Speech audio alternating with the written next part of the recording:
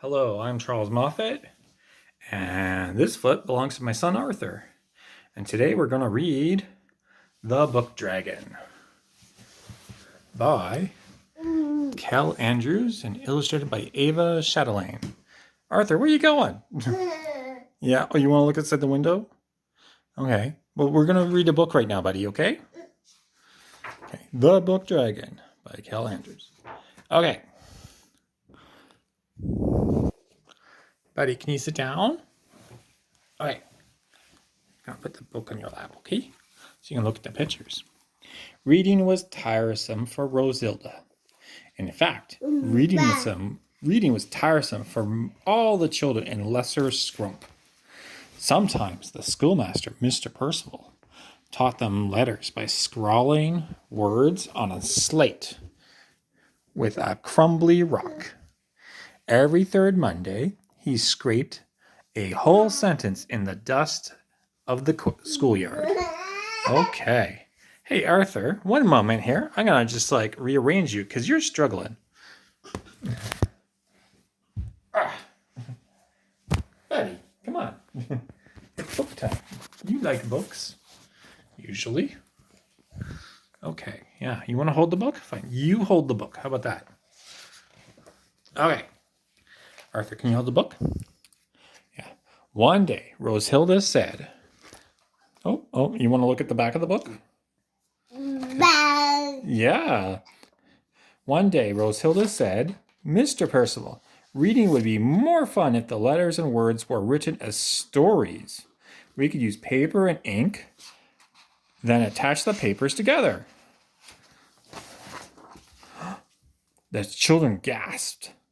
Mr. Percival sent Rosehilda home with a stern note scratched onto a leaf. Oh my gosh. Why is he putting it on a leaf? What was wrong with what I said? Rosehilda asked her grandfather. Why can't we write on paper? Because of the book dragon, her grandfather said. What's a book dragon? Rosehilda asked. Most dragons hoard gold. The book dragon hoards books. Arthur, you have no interest in this, do you? Mm-hmm. What's a book? Rosehilda asked.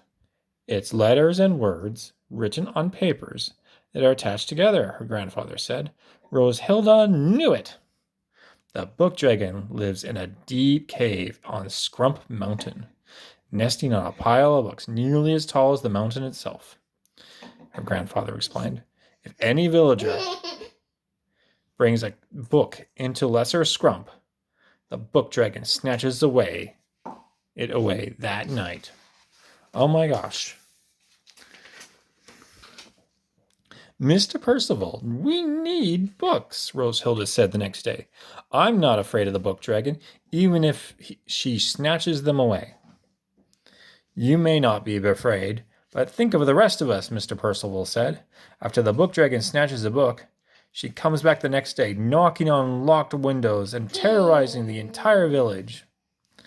He sent Rosehilda home for a whole week with a stern note carved into an old candle stub. Oh, there's the candle.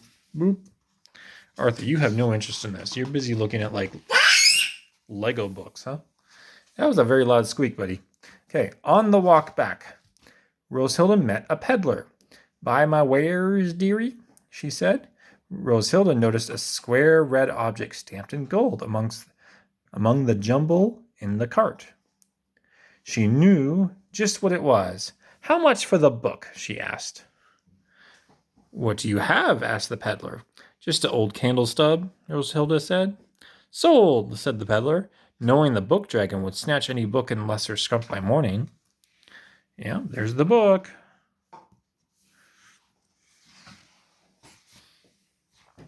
When Rosehilda got home, she read a whole story, all about a brave knight who challenged the dragon and won the golden hoard. For the first time, reading wasn't tiresome. It was amazing. When her grandfather saw her reading, he shook his head. I'm not afraid of the book dragon, Rosehilda said. She read it until it was dark. She read until it was so dark. She wished she had that candle stub. She laid the book by her bed and slept. Okay. Oh, there's the book dragon. It's coming.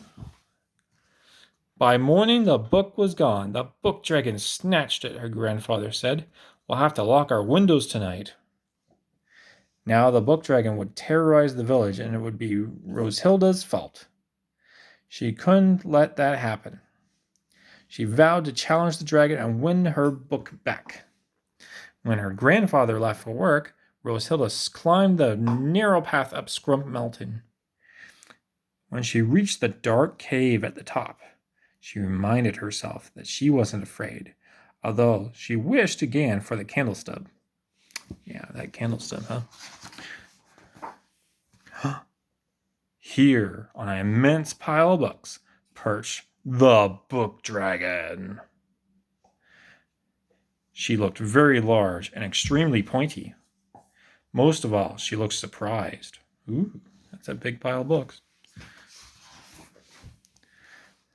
Give me back my book, Rosehilda demanded. You snatched it from my room last night. I beg your pardon, said the book dragon. I can't help myself. I love books so much. I'm too large to live in the village, so books are all the company I have. That's no excuse for stealing and terrorizing the village, Rosehilda said.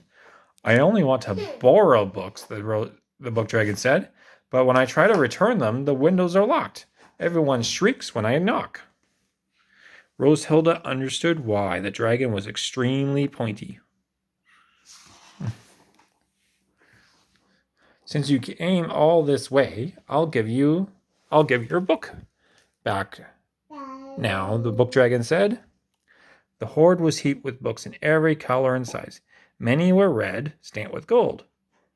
Rosehilda didn't know which one was hers. 1 second, I need to wrangle a baby. But we're almost done. We are almost done. Hey, buddy.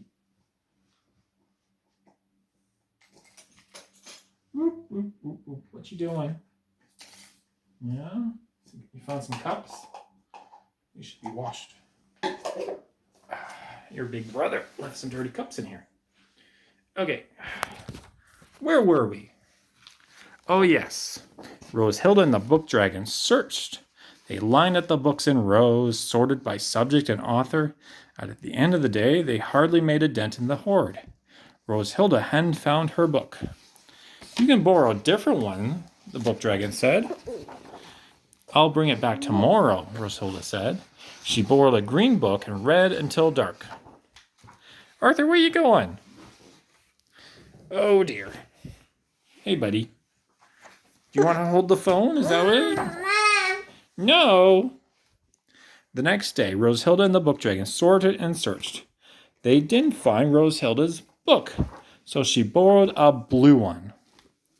By the end of the week, nearly all the books stood in neat rows. The very last book was red, stamped with gold. My book, said Rosehilda. Now I won't need to come back. The book dragon looked less pointy than usual. You could borrow another book, the book dragon said, and come back tomorrow.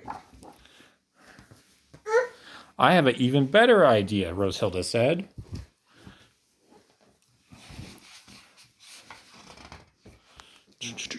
Arthur, come on. Okay. The next day, just as Mr. Percival was scraping a letter on the dirty windows, a large and pointy shape appeared outside. The children gasped. Mr. Percival shrieked. Oh my gosh. Rosehilda explained, this is my friend, the book dragon.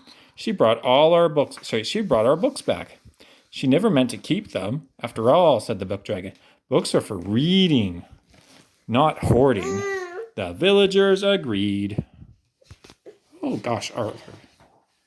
Okay. From that day forward, they let the book dragon lend the books from the library in Squirmed Mountain.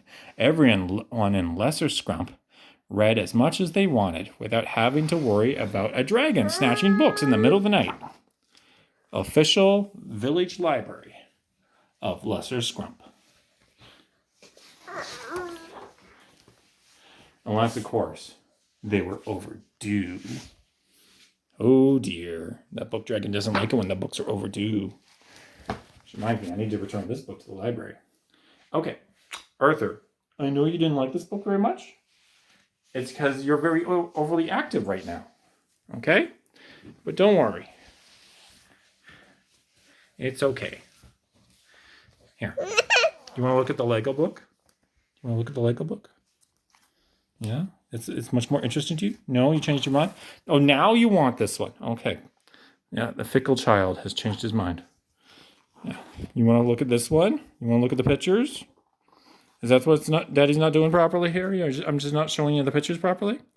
Or am I just not letting you manhandle the book because it's got paper in it and, it's not one of your, like, hard books where you can, like, bang it on the ground and it's fine.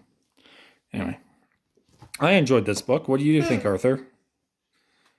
Oh, look, it closes and opens. Open, close, open, close. You have a different set of standards for what makes a cool book, Arthur. Okay. Bye-bye. See you later. Whoop. Bye-bye.